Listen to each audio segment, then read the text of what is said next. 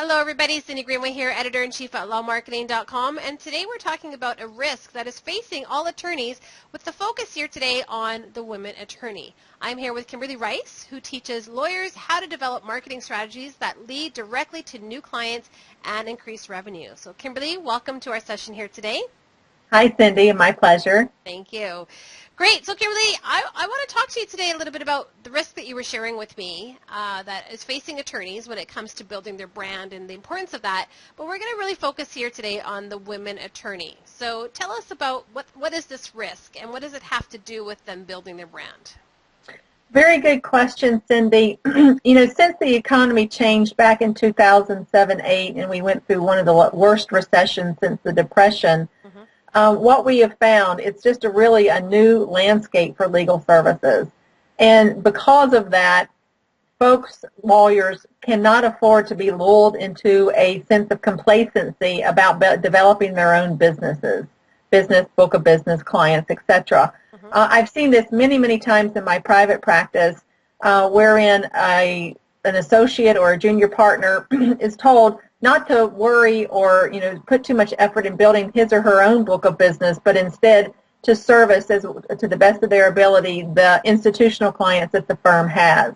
And that in itself is a tremendous danger to any practicing attorney because those institutional clients can go away. They do go away. Management changes. The economy changes. There are too many effects and influences outside the attorney's control that can directly and dramatically impact their practice and thus their job security.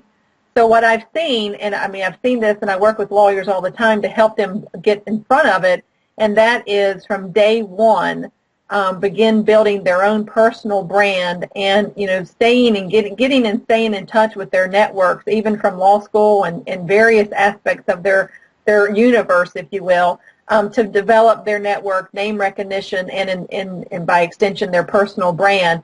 So they do develop their own book of business. Well, and you can see where that would happen very easily. An attorney joins a firm, the clients are in front of them, they're busy, they don't make the time for their own marketing efforts, they don't make the time to build their brand, and you can see. And I know you've shared a couple of stories too where attorneys have been working for firms for decades, and then all of a sudden lost their employment. So yeah. What's a tip, Kimberly, that you can share with us on how an attorney, primarily women attorneys here in this case, can really work on building their brand? What's something that they can do for that? One of the things that I teach in my Women in Law forums is the whole concept of You Inc. That is a clever phrase. I don't claim it as my own. It's actually the name of a book by one of my favorite authors, Harry Beckwith. And that whole concept is if you are in private practice, you are a business owner.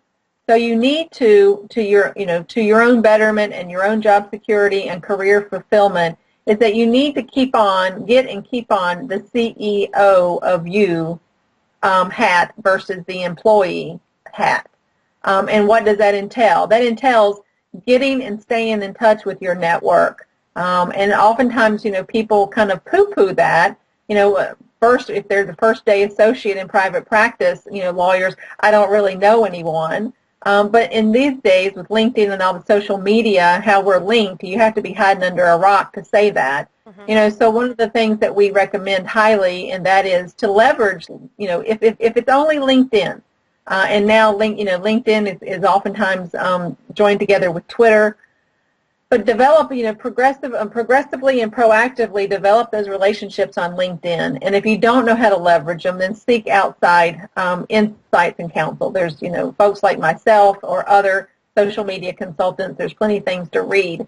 And because women and women lawyers are inherent relationship builders, target or identify some folks. They may be, more seasoned attorneys in your law firm, women attorneys. Find folks to kind of shadow to see how they have built their networks. And, having a sponsor and a mentor who actually share separate roles in the life of a career is instrumental.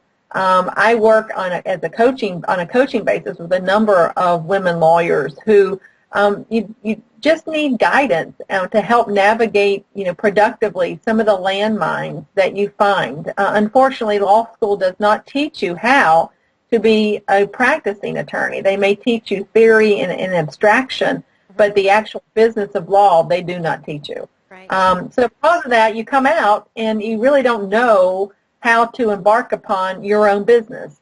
And one of the things that I say a lot to the women lawyer Rainmaker forums that I run is, if you are in private practice, you are a business owner, regardless of not if you actually have any business. It really comes down to your mindset of how you approach your career.